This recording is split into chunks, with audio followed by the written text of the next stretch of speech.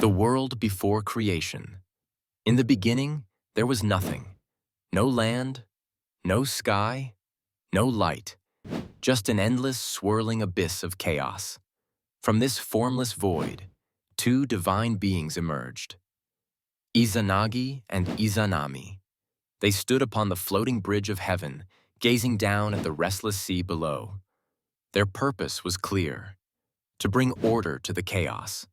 With a great jeweled spear, Izanagi dipped into the vast, formless ocean.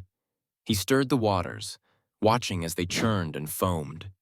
Then, as he lifted the spear, glistening droplets fell back into the sea.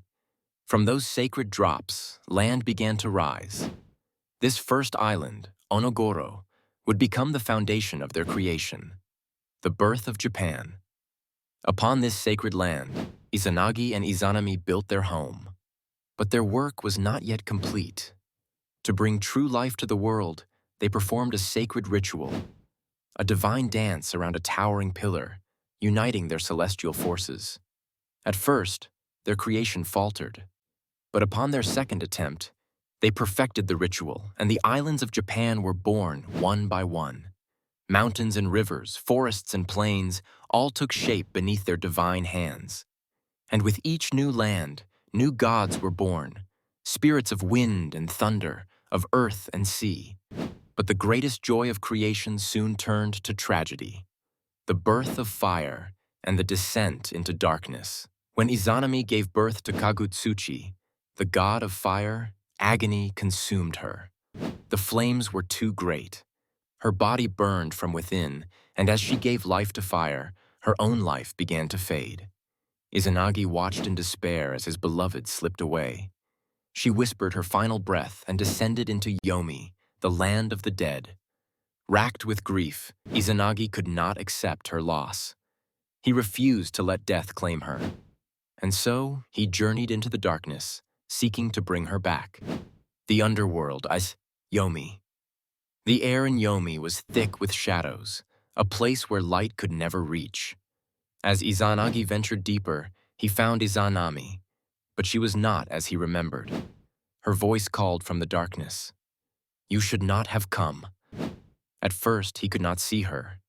Then the truth was revealed.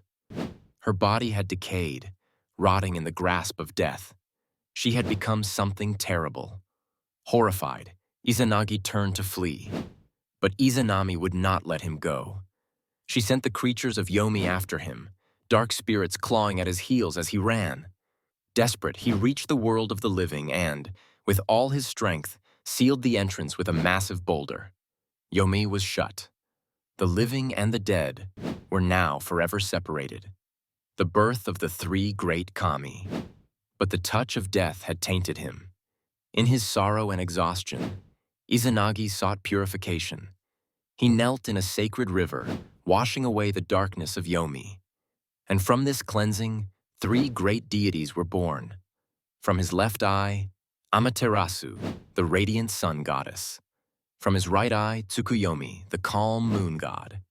And from his nose, Susanoo, the fierce storm god.